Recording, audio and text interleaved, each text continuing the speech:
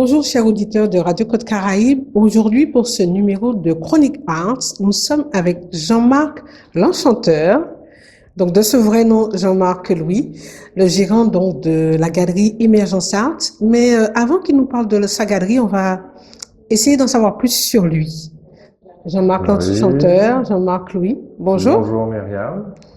Alors, je suis ravie que tu aies enfin accepté cette interview, parce que c'est vrai, ça fait un petit moment qu'on se côtoie, mais j'avais envie que la population connaisse un peu mieux ton travail, parce que je trouve qu'il est vraiment extraordinaire. Et justement, ma première question, c'est de te demander, après toutes ces expériences, cette longue expérience, Ouais. est-ce qu'aujourd'hui, tu dirais que tu es un artiste? Euh, le mot artiste me dérange un petit peu, même si, bon, effectivement, c'est un mot qui désigne tous ceux qui font de l'art, hein, voilà. Mais je préfère le terme créateur, parce que c'est vrai que par rapport aux matériaux que j'utilise, par rapport à ma façon de faire, je suis plus dans le principe de création. Donc j'aime bien le mot créateur à la place du mot artiste. Parfait. Alors, justement, même si on sait que tu es originaire donc de la Côte-sous-le-Vent, je crois que travailler le bois n'était pas forcément une évidence au départ. Est-ce que tu peux nous expliquer comment justement tu en es arrivé là, à cette technique? En fait, de par mon éducation, mon enfance, j'ai toujours été proche de la nature. Donc c'est vrai que j'ai vécu entre la basse terre et bouillante. Et donc tous les week-ends, étant bouillante avec ma famille, mes cousins, on était surtout à cette époque, hein, on parle quand même des années 70, 80. On était constamment dans la forêt, sur le bord de mer, etc. Et toutes ces œuvres d'art, hein, j'aime bien le dire, toutes ces œuvres d'art en bois naturel ont baigné mon enfance. Donc j'ai commencé par la peinture, hein, et plus en art-thérapie qu'autre chose, puisque ça a été aussi un moment difficile de ma vie qui m'a donné l'envie d'exprimer ce que j'avais exprimé sur la toile. Et aimant plus le bois qu'autre chose, j'ai commencé à travailler le bois. J'ai commencé par des lampes, en fait. Peut-être d'où la symbolique de la lumière, hein, la recherche de la lumière par rapport à ce côté sombre que j'avais en moi. Et au fil du temps, je me suis dit comment je vais pouvoir travailler le bois pour avoir un côté unique, un côté atypique, et comment je réussirais à sublimer ce qui est déjà une œuvre d'art, hein, le bois en lui-même, surtout quand on utilise ici des bois précieux comme le mahogany, l'acajou, le poirier, comment j'allais réussir à sublimer et en faire vraiment des œuvres. Et c'est à ce moment-là qu'en cherchant sur Internet, j'ai trouvé une technique, hein, qu'on appelle communément les figures de Lichtenberg. Ça m'a vraiment interpellé. Et j'ai fabriqué la machine et aujourd'hui, je pense que la façon dont je l'utilise, doit pas y avoir grand monde qui veuille aller Sur ce terrain-là. sur ce terrain-là et prendre autant de risques, parce que ça reste quand même une technique extrêmement dangereuse. Puisqu'on utilise 2500 volts d'électricité, donc c'est vrai que c'est pas à laisser entre toutes les mains, en tous les cas, pas faire ça du jour au lendemain. Alors justement, il me semble-t-il, on est aujourd'hui dans un travail assez abouti parce que beaucoup de personnes, en tout cas de plus en plus, s'intéressent à ton travail. C'était à la fois un mélange, si je me trompe, hein, tu me le diras, entre peinture et pyrogravure. C'est bien ça? C'est pas de la pyrogravure. Pas de la pyrogravure. C'est vraiment pour comparer un petit peu la technique, c'est l'effet de l'éclair. Vraiment, c'est l'électricité qui va traverser le bois, qui va brûler le bois Et là où je dis que ma technique est un petit peu différente aujourd'hui, c'est que je ne laisse pas, comme ça existe aujourd'hui, l'électricité faire une route aléatoire. Donc là, moi, ma technique, c'est de diriger l'électricité, donc avec mon pinceau et mon tournevis, diriger ces 2500 volts d'électricité dans le bois pour créer euh, les paysages ou les figures que je veux, et donc avoir en aléatoire 10% au lieu d'avoir 100% d'aléatoire. Alors, tu dis que tu orientes l'électricité. Euh, de par nos discussions, je t'ai entendu à plusieurs reprises dire que tu risques ta vie Oui, en réalisant ces œuvres. oui. Alors, sans tout dévoiler de tes secrets, mais qu'est-ce que ça veut dire concrètement? Comment tu fais? Enfin, l'électricité pour moi c'est dangereux, mais et toi tu arrives à en tirer quelque chose de beau. Qu'est-ce qui se passe à ce moment-là? Alors, je crois que, bon, au fil de l'expérience, j'aurais pu avoir le maximum de protection pour éviter l'accident. Sauf que quand j'ai commencé cette technique, et j'utilisais la méthode traditionnelle, c'est-à-dire les 2 points fixes avec l'aléatoire, j'ai eu l'occasion de prendre une décharge électrique à plus d'1 mètre de distance. Et connaissant ma façon et ma mentalité, je me suis dit, plus je vais me mettre en danger, et plus je vais prendre des précautions. Parce que quand on est dans un lieu, enfin dans un système, je vais dire un petit peu comme dans le milieu médical, aseptisé, donc très protégé, on a tendance à perdre en concentration et faire n'importe quoi. Donc moi, je me mets complètement en danger. Donc j'ai aucune protection, j'ai les mains nues, voilà.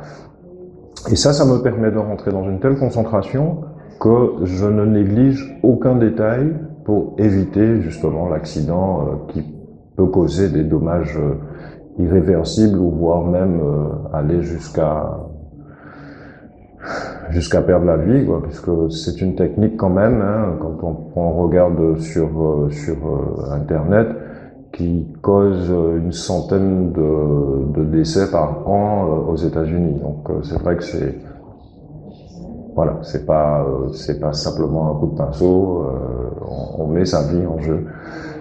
Mais quand on est passionné et qu'on veut, quand on a fait le choix d'utiliser une technique particulière, ben on va jusqu'au bout, quoi.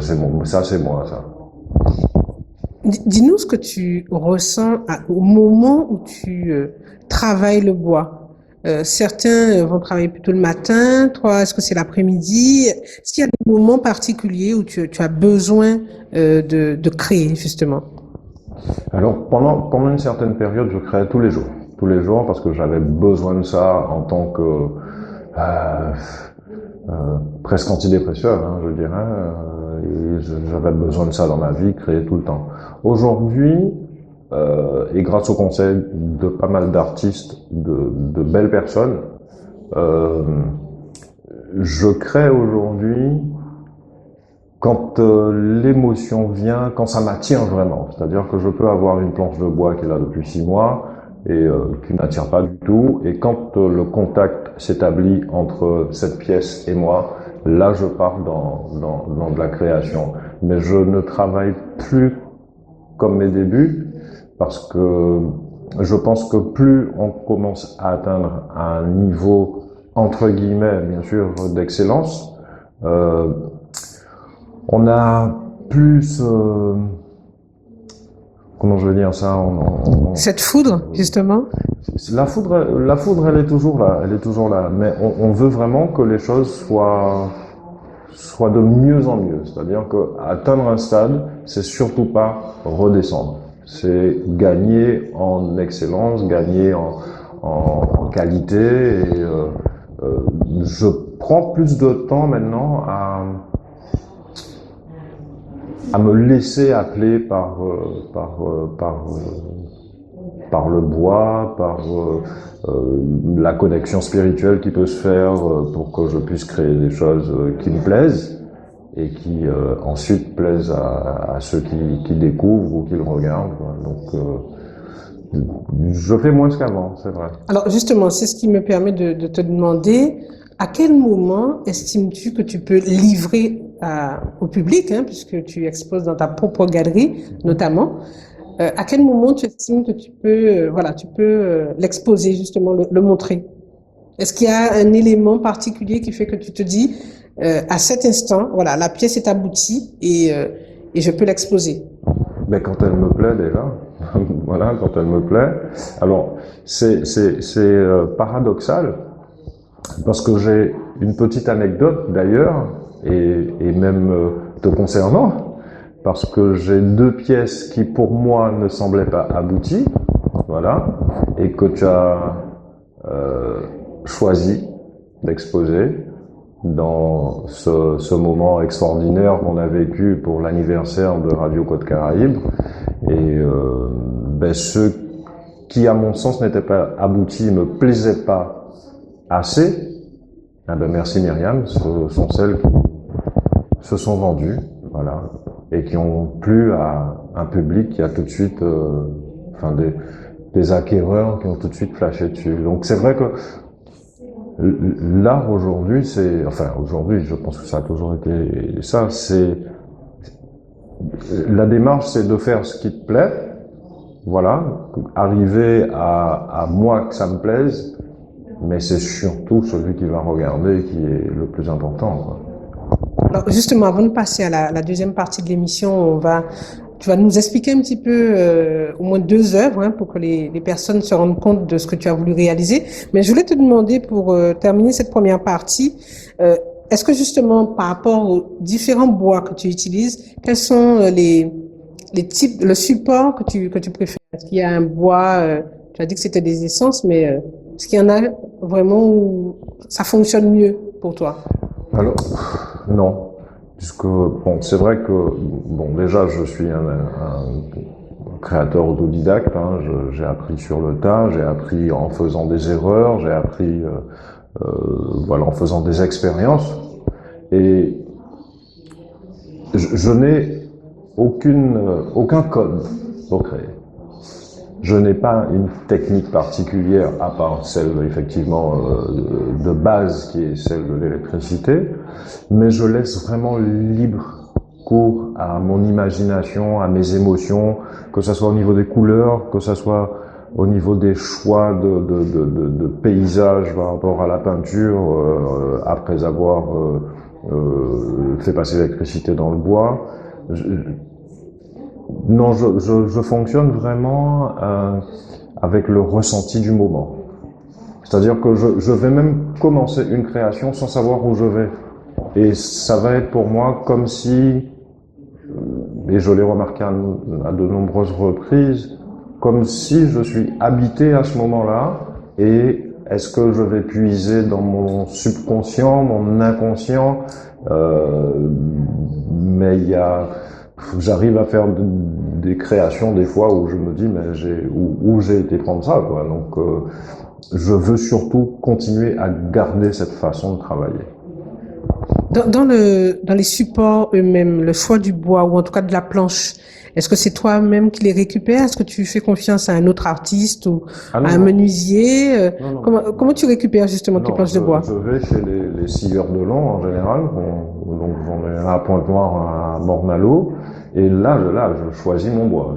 Je vais vraiment choisir les formes, je vais en fonction de la disponibilité. Bon, c'est vrai que le poirier est plus facile à travailler parce que c'est un bois qui est très blanc, mais le mahogany est tout aussi joli, l'acajou c'est pareil.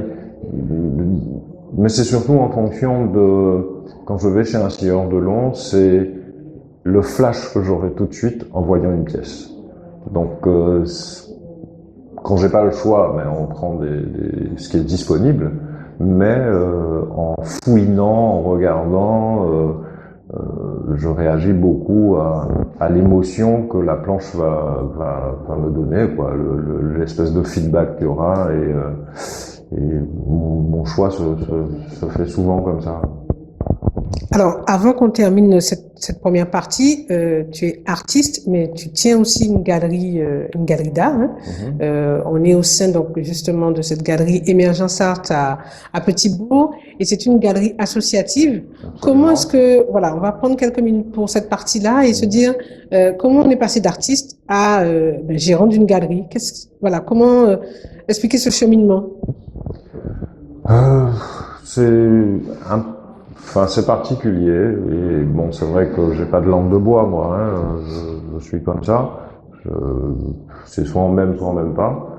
Mais quand j'ai commencé à montrer mon travail, j'ai découvert un milieu qui me plaisait pas forcément. Bon, maintenant après, pas d'animosité ou quoi que ce soit, mais j'ai quitté le monde professionnel anxiogène qui ne me correspondait plus pour justement rentrer dans un monde qui pour moi était un monde de liberté, un monde d'échange, de partage. Ce que j'ai pas forcément retrouvé à ce moment-là. Et me connaissant, je me suis dit que pour éviter de rentrer, de sombrer encore là-dedans et de continuer vraiment ce qui était devenu une passion, je me suis dit qu'il fallait que je monte ma propre galerie. Comme ça, j'expose ce dont j'ai envie. Donc c'est parti comme ça.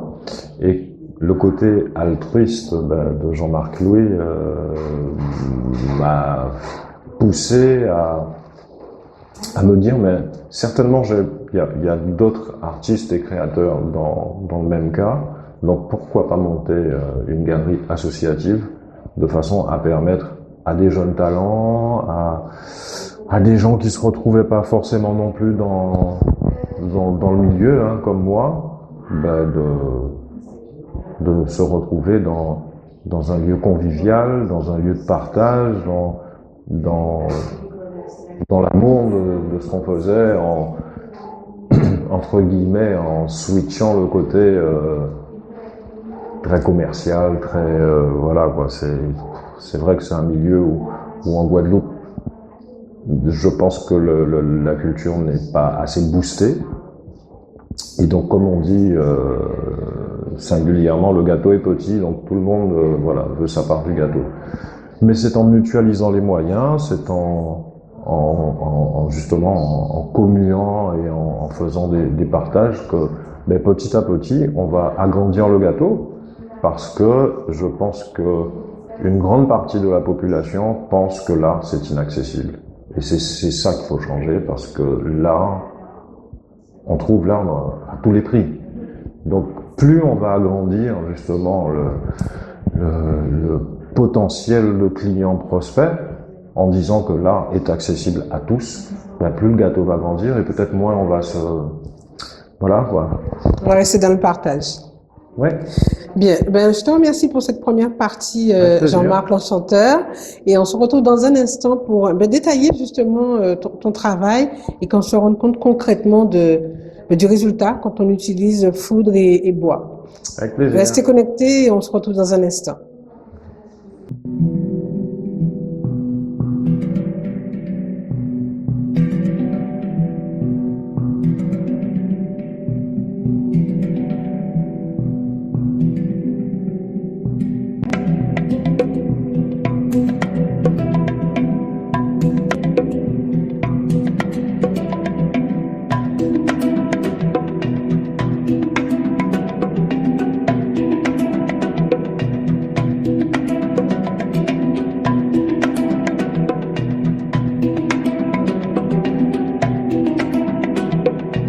Bien, mes chers auditeurs, vous faites bien de rester connectés à Radio Côte Caraïbe. Aujourd'hui, on continue cette émission Chronique Art avec Jean-Marc Louis et je le taquine un peu en disant Jean-Marc l'Enchanteur. Et on va maintenant découvrir ce qu'il nous propose concrètement. Donc, deux œuvres qu'il a choisies. Vous l'avez compris, hein, dans cette première partie, il a indiqué qu'il travaillait l'électricité et le bois. Donc maintenant, je te laisse nous présenter cette première œuvre d'art. Est-ce que, alors, je ne sais pas si tu les nommes forcément Non. tes planches. Et ensuite, ben voilà, je te laisse faire et comme ça permettra à nos auditeurs de Radio Côte Caraïbe de mieux comprendre ton travail. On t'écoute. Alors, c'est vrai que quand tu parles de nommer les œuvres, je nomme très peu mes œuvres parce que pour moi, en donnant un nom à une œuvre, on donne une direction à celui qui regarde. Et moi, je veux vraiment que quand on regarde mes créations, on puisse imaginer vraiment ce qu'on veut. Donc je les nomme pas, juste Pour pour garder ça, cette voilà. liberté Cette finalement. liberté, voilà. Là, on est donc sur plusieurs techniques. On est sur du poirier et j'ai eu 2 morceaux de poirier.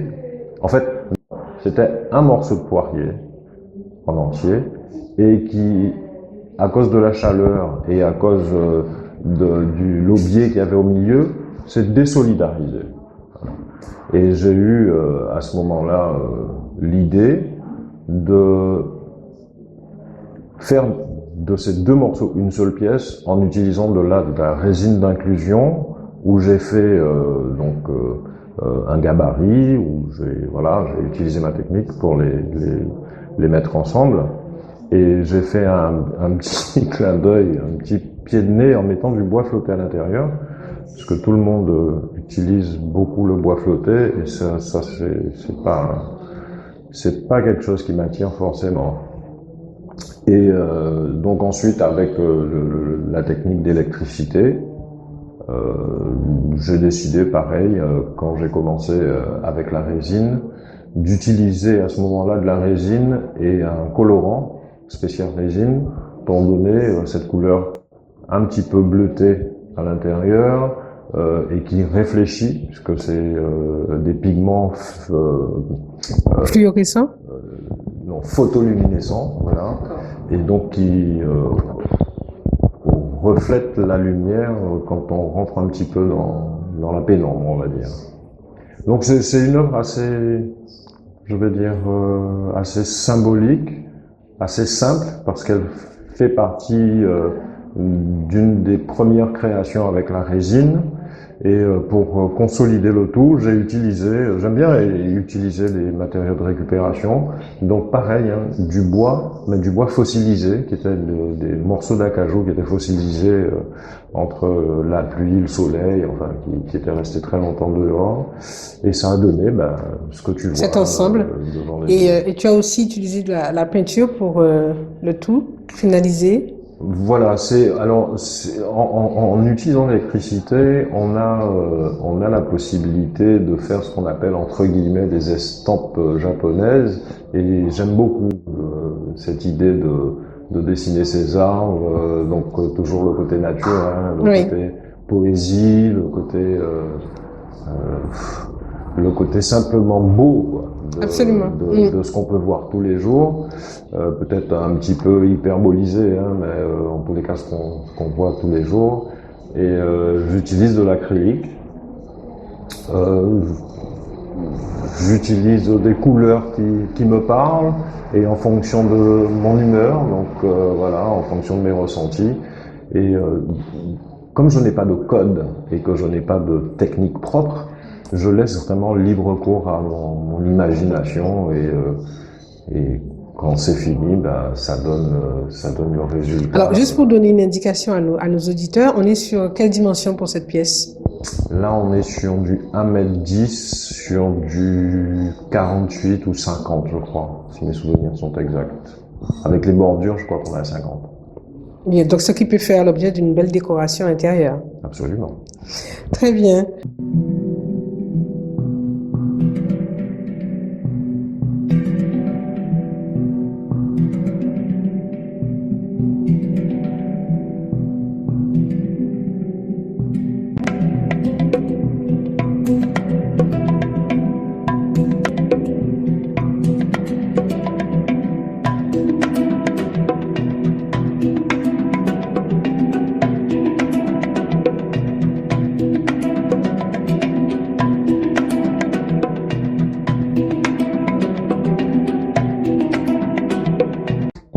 Bien, chers auditeurs de Radio Côte Caraïbe, nous sommes donc toujours avec Jean-Marc Louis.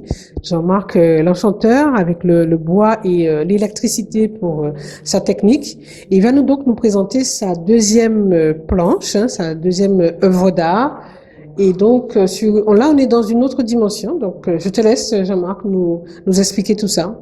Voilà. Ben, là, par exemple, on voit déjà des différences par rapport au bois. Là, on est sur du mahogany, donc avec des teintes un peu plus foncées que le poirier. Et là, j'ai voulu simplement représenter le coucher de soleil, côte sous le vent. Donc avec les couleurs qui m'inspirent. Quand on passe un week-end sur Bouillante, sur Pointe-Noire, enfin sur la côte sous le vent, on a des fois des couleurs qui sont magiques. Et ce que j'aime, c'est non pas reproduire à l'identique ce que j'ai vu, mais prendre de ce que j'ai vu pour créer, moi, mon univers et ma façon de représenter donc ce qui est imprimé dans mon esprit. Et là, effectivement, j'ai utilisé des couleurs qu'on peut voir, ou ça peut être des couleurs d'un jour, d'autres couleurs d'un autre jour, et en fait, j'en fais mon paysage, quoi. Et, je veux simplement donner, voilà. Oui, on y retrouve du jaune, des touches de blanc et le bleu. Le bleu qui Le bleu qui est une de mes couleurs préférées, j'avoue. Mais bon, ayant grandi à Côte sous le vent, donc c'était se baigner tout le temps, c'était tout le temps être en communion avec la mer. C'est là où j'ai appris à pêcher. Voilà, le bleu pour moi c'est une couleur assez symbolique de l'apaisement, du plaisir, des bons moments de mon enfance, quoi. Voilà. Donc je veux toujours qu'il y ait au moins une touche de bleu dans ce que je crée. Voilà.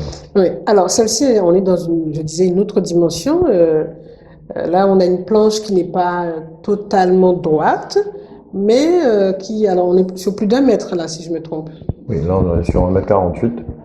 Et alors, quand tu parles de planche droite, ça c'est encore une particularité chez moi. Il est hors de question pour moi de faire des choses académiques. Ça veut dire que je vais toujours utiliser les formes d'origine du bois. Les moduler ou les modifier légèrement, mais garder cette authenticité, d'accord, qui pour moi fait partie de l'œuvre, parce que avoir un défaut n'est pas synonyme de pas beau, en fait. Sublimer un défaut, ça peut devenir vraiment quelque chose d'aussi joli que les choses parfaites. Et je suis pas parfait, donc je sais pas créer les choses parfaites. Alors, pour terminer, est-ce que justement tu as un dernier mot pour, tu l'as dit tout à l'heure, ces jeunes créateurs, parce que tu t'es laissé porter toi aussi par tes émotions, tu t'es laissé guider par la nature, qui nourrit ton art, si je comprends bien.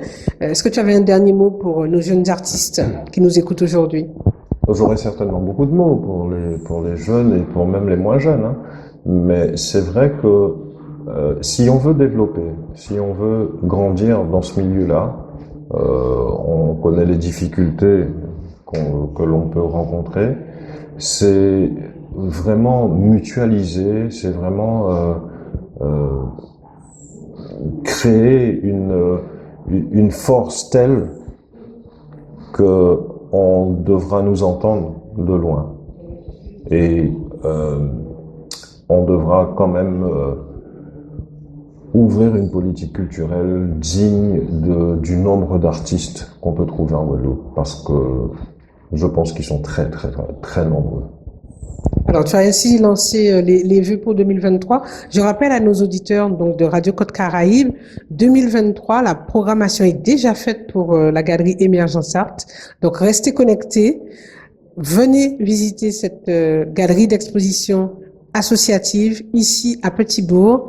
On vous y attend et bien entendu, nous on se retrouve très bientôt, donc samedi, pour un prochain numéro donc de Chronique Arts. Restez connectés sur Radio Côte Caraïbe et on se retrouve bientôt. Merci.